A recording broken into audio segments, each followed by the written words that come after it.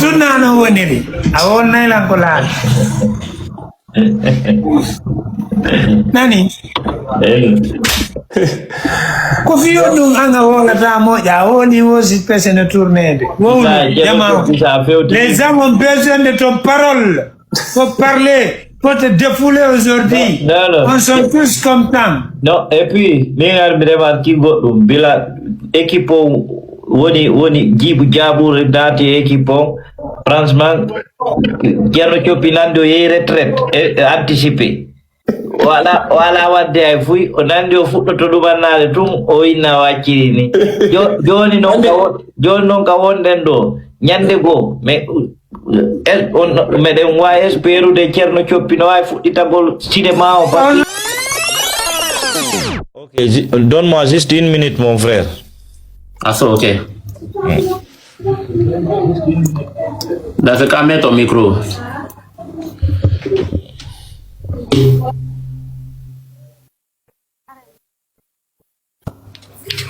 Hara yavantu d'abord mi do yafini ko tay ko mi hara mi salmina on do mo be inde mum e yettore mum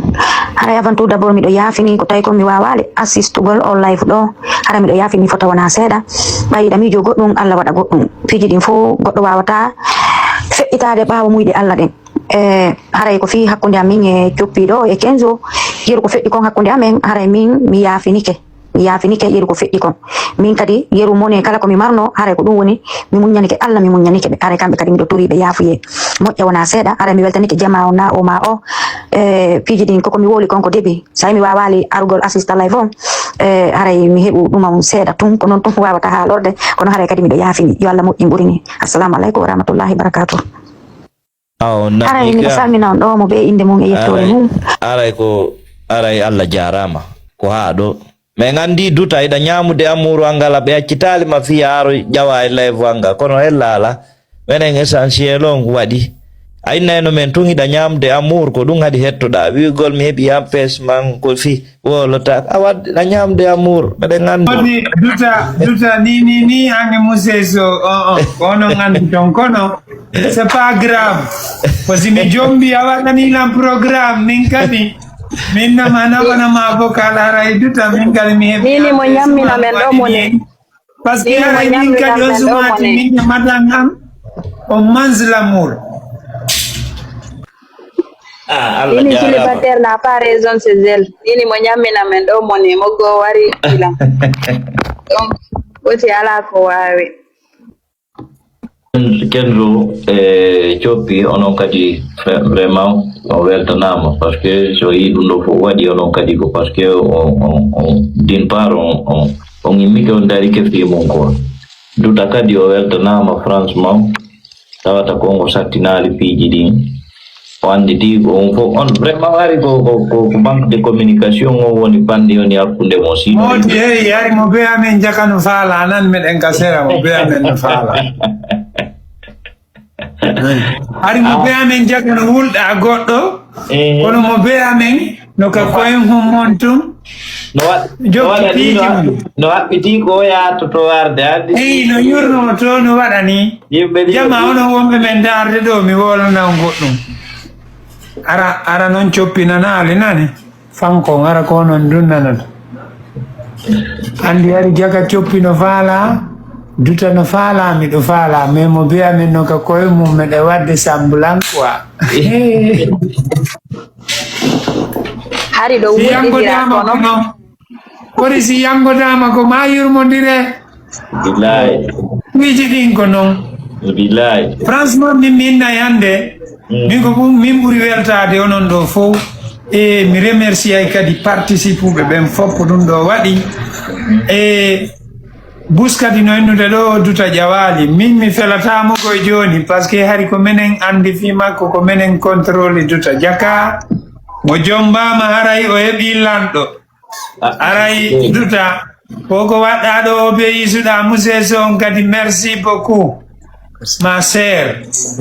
mi ala jillude français ami aray bandirawango nga jarama komi weltota ko ɓurtama innude kadi ko ya dankano men esiraɓe amen ɗo moƴƴa si ɓe wima rawni innano rawni pengoyi si ɓe wi no ɓawli inna kiron dankoɗaɓe moƴƴa ha kamɓe tigiri na moodi mi neɓuno mi jombali kunjum batti mi jombuno kunno dankilan miɗo weltani kum ka meter wuri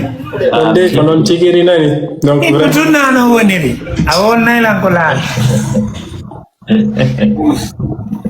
nani ko fiyo ɗum anga wolata moƴƴa a woni wosi pesene tournede wowlu jama les gens ont besoin de ton parole faut parler pour te défouler aujourd'hui. On sont tous contents. Non, et puis, mi remarque goɗɗum bila équipe woni jibu jaabure dati équipe franchement Ceerno Coppi nandi o yehi retraite anticipé wala wadde hay fuy o nandi o fuɗɗoto ɗumannade tun o inna wacciri ni joni noon ka wonɗen ɗo ñande goo mais meɗen wawi espérude Ceerno Coppi no wawi fuɗɗitagol cinéma o taw lando ɗum heyi taw lando ɗum waɗay accu kanko mo ɗo kanko wolnayi par ce que vidéo ji makko ɗi ko unique bila o accitiɗi ko sa daari viétori o seeɗa andita Ceerno Coppi exact a faami donc est ce que mbeɗe wawi abbade un jour no gasa ñande ko Ceerno Coppi no wawi artude seeno kaara Ceerno Coppi naati retraite international très bien parce que fof no windude ga ka commentaire ji Ceerno Coppi revienti no manque e an kadi jonni to jama o haqqe maɓɓe on ko haqqe ara joguiɗa faut donner les gens leur haqqe joni nomo ɗo eɗen jentimo. Merci beaucoup Fijoni Tugollan en parole donc andi e nder équipe menen ɗo ko menen ɗo tato andida woodi himɓe buyi ton wonɓe ka nder équipe amen ɓemen andida kono iɗon andi no décourage goɗɗo seeɗa joni yimɓe ɓe ɓurata faamodirgol ɓen fi waɗitugol film yonon ɗon on seedi oya woni gaɗa oya woni gaani donc haray piiji ɗi no waɗi no compliqué seeɗa hande son daari si mi windi ɗo film men dowa waɗugol miɗa winda ɗum film on déjà haray classani hoore mum ko honɗum e honɗum ko honɗum duta duwa wadde par ce que son daari précise moƴƴa min e makko so min woni e couple hay nder chaîne film haray no foti ha feƴƴiti donc hande si mi windi film inni ko mi remplace goɗɗo goo mi heɓata ko mi faala ko oɗo hande ni sila windude film hara 15 o komin ɗiɗo woni goreɓe komin yawodirɓe e nder film o min wonda si minni hande kadi miɗo joude en fait mi heɓata image mo mi faala on par ce que ko minen ɗo wowtodiri ɗum no tawa goɗɗum ɗum ko découragé on tigi par ce que distance woni hakkunde amen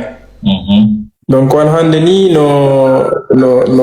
organiser ɗon ɗum ɗo ni wakkili ɗon vraiment ha min yitidi no gasa iɗon wawi tanginagol ñande goo kadi meɗen wawi créangol en goɗɗum vraiment hara kadi koko wonata histoire mo yeggitetake kadi hara kadi hara no woni kadi professionnel par rapport no gasa e ko min waɗa e noon ko voilà ko ɗum ɗo ɓe faala